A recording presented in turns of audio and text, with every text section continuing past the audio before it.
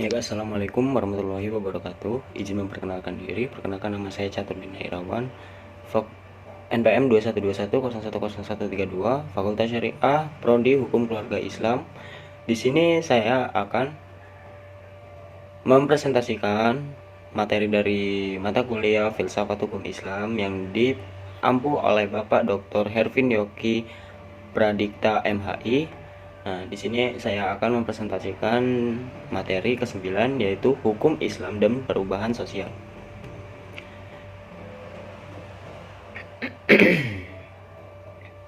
Pengertian hukum Islam dan perubahan sosial. Hukum Islam, Al-Quran, dan literatur hukum Islam sama sekali tidak menyebutkan kata hukum Islam sebagai salah satu istilah.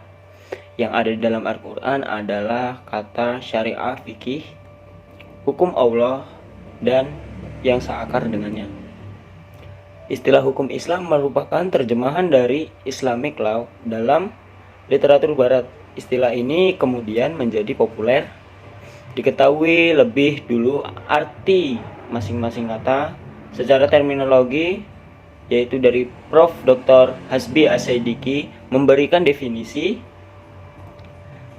hukum Islam, yakni koleksi daya upaya pola ahli hukum untuk menetapkan syariat atas kebutuhan masyarakat.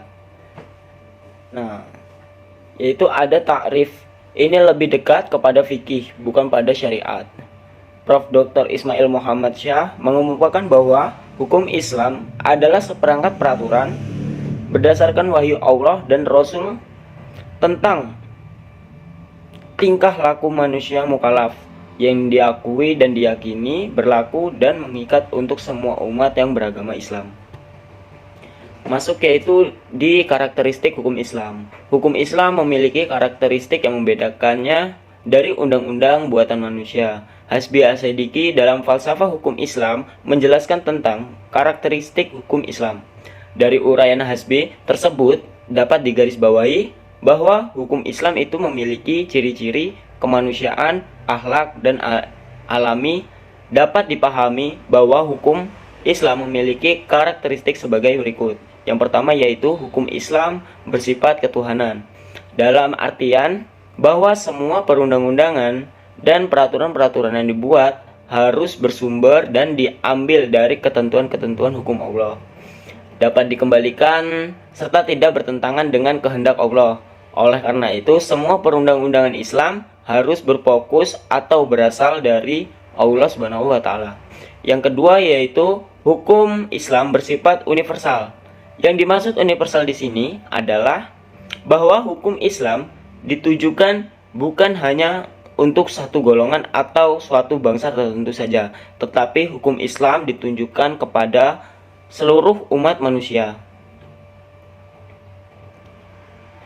Lanjut, yang ketiga yaitu hukum Islam bersifat kemanusiaan, bersifat insaniah atau kemanusiaan. Insaniah di sini dimaksud adalah bahwa seluruh perundang-undangan Islam dan cabang-cabang hukum yang tetap sangat diperhatikan hal ikhwal manusia, memperhatikan segala urusan, melindungi segala sesuatu yang bertalian dengan manusia.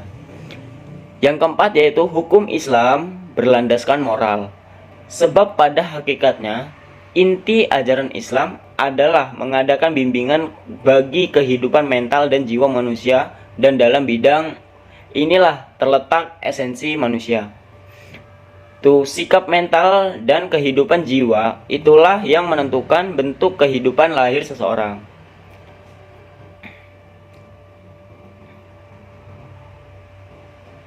Yaitu kita lanjut ke eksistensi hukum Islam dan perubahan sosial. Dalam perjalanan sejarahnya, hukum Islam merupakan suatu kekuatan yang dinamis dan kreatif. Hal ini dapat dilihat dari instruksi Rasulullah SAW kepada para sahabat dalam menghadapi realitas sonologis umat pada waktu itu. Tetapi dalam melakukan ijtihad, para sahabat tidak mengalami problem metodologis apapun, karena apabila mendapatkan kesulitan dalam menyimpulkan hukum, maka dapat langsung menanyakan kepada Nabi. Namun setelah Rasulullah SAW wafat, masalah-masalah baru mulai banyak bermunculan. ragam kasus yang muncul pada periode kepemimpinan khalifah mulai berkembang seperti hukum keluarga, hukum transaksi, dan juga hukum yang berkaitan dengan kepentingan umum seperti hak-hak dasar manusia. Nah, pada masa sahabat, ijtihad mulailah digalakan sehingga muncullah berbagai penafsiran dan fatwa praktek-praktek hukum yang pernah dicontohkan oleh Rasulullah SAW, bukan saja dianggap sebagai suatu potisan hukum seseorang hakim di peradilan, tetapi juga sebagai petunjuk dalam memecahkan persoalan-persoalan. Dengan contoh-contoh yang pernah diberikan Rasulullah di bidang fatwa, telah siap dan mampu menghadapi persoalan-persoalan baru yang mereka pecahkan dengan cara menggalakkan ijtihad. Mungkin itu saja materi dari kelompok 9 yang bisa saya sampaikan. Kurang lebihnya saya mohon maaf. Kepada Allah saya mohon ampun. Wabillahi taufiq wal hidayah. Wassalamualaikum warahmatullahi wabarakatuh.